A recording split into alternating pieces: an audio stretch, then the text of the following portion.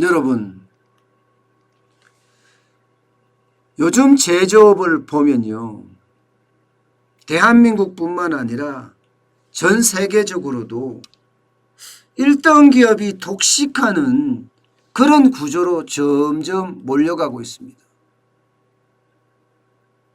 다시 말해서 산업 구조에서도 이게 대전환이 일어나는 것 아니냐, 이렇게 보고 있습니다. 옛날에는요, 여러분, 미투라고 했죠. 나는 2등 가면서 1등의 위험을 내가 지지 않을 거야. 그렇게 하면서 사실 뺏기기 기업도 굉장히 많았어요. 1등 기업에서 하는 제품을 뒤늦게 내는 거예요. 가격을 좀 싸게. 그래서 가격 경쟁력으로 팔리게끔 2등 기업들이 굉장히 많았었거든요. 그런데 요즘이 그게 통하느냐? 이거 아니다.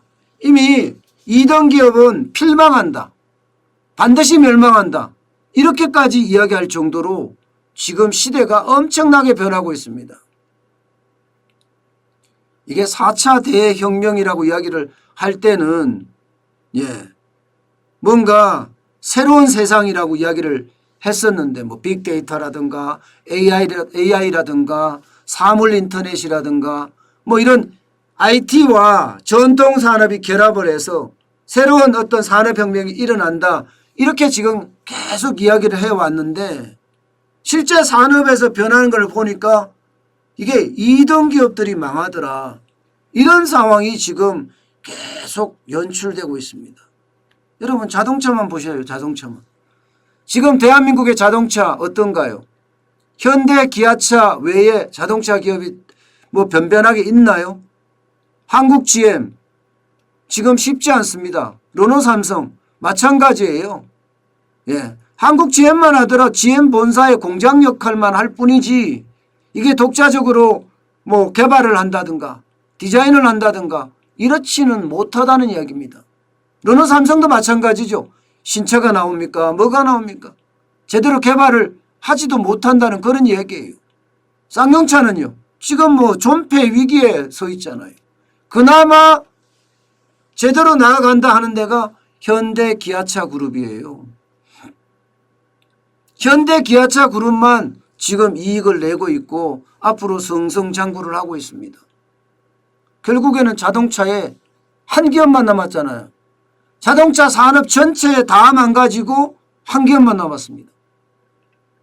어디 그뿐입니까? 휴대폰은 어때요? LG가 지금 어떻게 됐어요? 만세 불렀죠.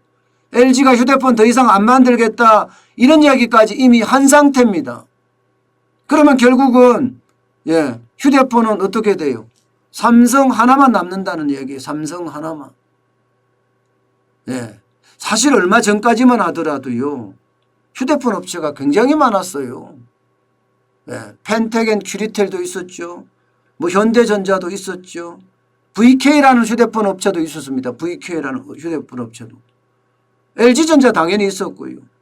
또 삼성전자가 있었고요. 휴대폰도 굉장히 난립되어 있던 시대가 있었습니다. 그런데 어떻게 됐습니까? 지금 다 망가졌어요. 다 망가지고 살아있는 휴대폰 업체 사실상 삼성전자밖에 없습니다. 휴대폰 산업에서 삼성전자 하나만 살아남은 거예요. 항공은 어떻습니까? 아시아나 대한항공, 이 두 경쟁 체제가 지금까지 30년을 이어왔어요. 30년을 이어왔지만 지금 현재는요, 결국은 대한항공으로 한 회사로 바뀌고 있어요. LCC 회사, 저비용 항공사가 굉장히 많다고 하지만 과연 저비용 항공사가 지금 살아날 수 있을까요? 물음표예요. 글쎄요. 결국은 항공에서도 대한항공만 살아남는 것 아니냐, 이렇게 이야기하고 있잖아요. 해운은 어떻습니까? 한진해운 전 세계 10위 안에 드는 회사였어요. 게다가 현대상선은 또 어떻습니까? 잘 나가는 해운회사였습니다. 지금은요, 한진해운은 어디 가고 없어졌고요. 결국은 현대상선의 현재 이름인 HMM, 이 회사만 살아있을 뿐입니다. 여기도 하나가 됐어요. 건설기계 이러면요, 대우중공업, 현대중공업, 삼성중공업 다 만들었습니다. 지금은요 현대중공업 하나로 지금 재편되고 있는 모양새예요. 조선도 마찬가지죠. 조선도 지금 현대중공업과 대우조선이 합병을 하면 이게 대우조선이 현대중공업이 압도적인 회사로 바뀝니다. 지금 현재는 현대중공업, 삼성중공업, 대우조선이 있죠. 한 산업에 한 개만 살아남는, 이등은 없어지는 그런 시대가 점점 발전되고 있다는 이야기입니다. 여러분, 문제는 지금 여기서 끝나지 않는다는 사실이에요. 실제 시장에서도 보면요, 현대기아차 완전히 시장 점유율이 싹쓸입니다. 83.2%, 삼성전자 휴대폰 65%, 항공사 한진이 66.5%, 건설기계, 두산인프라코어까지 포함하면 76.4%, 조선, 현대중공업이 72% 이렇게 압도적인 1등으로 이제는 몰고 간다는 이야기입니다. 몰고 간다는 이야기. 그런데 여러분, 이 도표에서 볼 때 갑자기 또 하나의 다른 생각이 들지 않으세요? 더 무서운 생각 말입니다. 바로 휴대폰에는 삼성전자와 애플, LG전자가 경쟁한다는, 애플이 여기 들어가 있다는 사실이고요. 건설기계에는 현대중공업과 볼보가 들어가 있다는 사실이 볼보. 무슨 말이냐? 국내에서 살아남는다고 하더라도 이제는 글로벌 경쟁을 또 해야 된다는 이야기예요. 글로벌 경쟁을.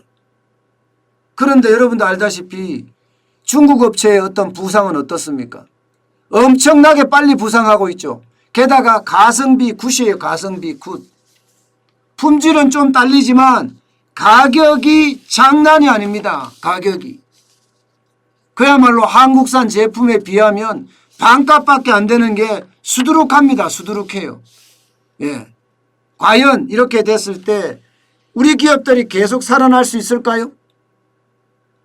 계속 살아날 수 있을까요? 이게 이제 위험천만한 이야기죠. 결국 2등 기업은 반드시 망한다. 이렇게 제가 썼는 이유가 그런 이유고요. 여기에다가 1등 기업도 세계적인 기업하고 경쟁을 해야 되기 때문에 이게 살아날지 모른다는 이야기예요. 전 세계적으로도 이런 사례가 많습니다. 여러분, 영국 이러면 롤스로이스 자동차 딱 생각이 나시죠? 예. 지금 한때는 영국이 자동차 산업의 대두였어요. 가장 핵심이었습니다. 1960년대까지만 하더라도 엄청난 영국이었어요. 지금요, 브랜드조차도 없습니다. 영국산 자동차 브랜드조차도 없는 신세가 돼버렸어요. 그렇게 망해버렸다는 이야기예요. 휴대폰 이러면 여러분 노키아 기억나시죠? 노키아 휴대폰 지금 본 적이 있습니까? 최근에? 아예 본 적이 없죠. 망했다는 거예요. 모토로라 본 적이 있습니까? 없습니다. 1990년대 반도체 이러면요, 일본이 석권했어요. LP다, 도시바, 파나소닉 이런 데가 완전히 시장을 독식했다고요. 지금 현재는요, 없어졌어요. 삼성전자, LG전자, SK하이닉스가 지금 쭉쭉 나가고 있습니다. 쭉쭉. 자, 이런 상태라면 대한민국의 제조업은 이제 대전환이 일어나야 합니다. 이게 만약에 대전환이 일어나지 않고 지금처럼 정부가 계속 옥죄는 구도로 가잖아요, 여러분. 그러면 대한민국은 망합니다. 가성비 끝판왕인 중국이 그야말로 엄청나게 달려들고 있습니다. 하웨이 보세요. 하웨이 지금 휴대폰 1등이에요. 우리가 1등이 아니에요. 조선이요? 지금 1등 하지만 지금 중국의 조선업체들 장난 아니게 치고 올라오고 있습니다.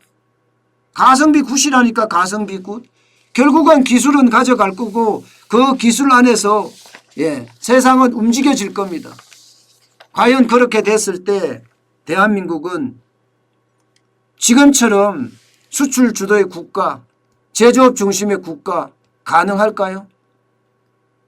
저는 정부가 그 어떤 때보다 대우각성해야 된다고 봐요. 정부가 엄청난 각성이 필요하고요. 여기에 우리 제조업의 어떤 생존이 달려있다 이렇게 봅니다. 지금은요. 단순하게 국내에서 싸움만 해서는 안 되는 시대가 됐고 이게 글로벌하게 싸움한다고 했을 때 과연 살아남을 수 있느냐 이것도 생각을 해봐야 됩니다. 이미 우리나라 제조업은요. 제조 대기업들 주로 말하는 제조 대기업들은 국내 시장에서 만족 못하는 회사들이 많아요. 세계 시장까지 나가서 팔아야 돼. 그만큼 생산량도 크고 매출액도 늘었고 규모도 엄청나게 커졌다는 이야기입니다. 그러면 전 세계 시장에 나가서 싸워야 되는데 과연 중국하고 싸워서 이길까요?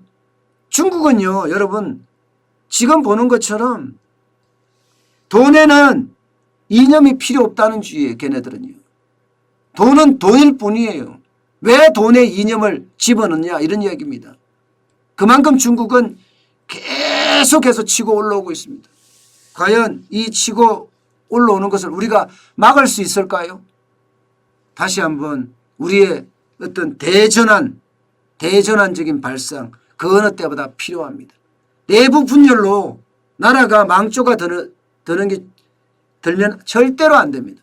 내부 분열이 아니라 내부를 하나로 모아서 으쌰 해서 전 세계 시장으로 뚜벅뚜벅 걸어가야 됩니다. 그래야지만이 대한민국의 위상을 앞으로 지킬 수 있고요. 그 위상은 자긍심으로 다시 거듭날 겁니다. 이대로 계속 가잖아요. 그러면 일본의 어떤 제조업의 폭망 그 길을 우리도 닮아갈 겁니다. 그렇게 됐을 때 과연 우리 기업들이 글로벌 시장에서 경쟁력을 가질까요? 그 어느 때보다가 지금 이 순간 산업의 대전환, 발상의 대전환이 필요한 시점이라고 저는 생각합니다.